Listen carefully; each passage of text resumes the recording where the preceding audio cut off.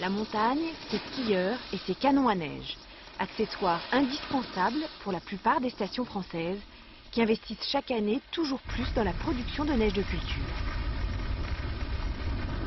Quand il n'y a pas de neige, il n'y a pas assez de neige, c'est indispensable pour que la piste soit bien damée, qu'il y ait de la neige, sinon ça serait affreux. Mais pour d'autres, ce qui est affreux, c'est l'impact de ces canons sur l'environnement.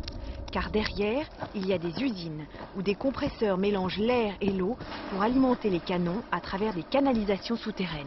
En fonction des besoins sur les pistes, on programmera l'usine de manière à ce qu'elle produise là où on en a besoin et surtout là où il y a du froid, parce que c'est le froid qui nous guide. Il faut du froid mais surtout de l'eau, une denrée rare car l'hiver en montagne, on la trouve sous forme de glace.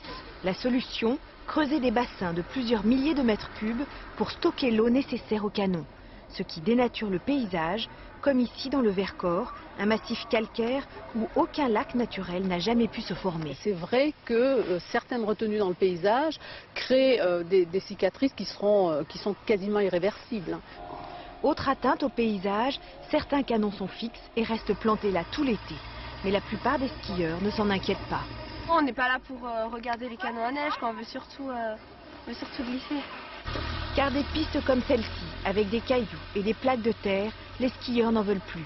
Et même en ce moment où la neige est abondante, les canons fonctionnent toutes les nuits. C'est une fuite en avant, c'est extraordinaire. Il n'y a plus aucune considération pour l'altitude, pour le nombre, pour l'énergie, pour l'eau, pour rien. La neige de culture recouvre 15% des pistes en moyenne, surtout celles du bas des stations. Dans 10 ans, cette surface sera multipliée par 3.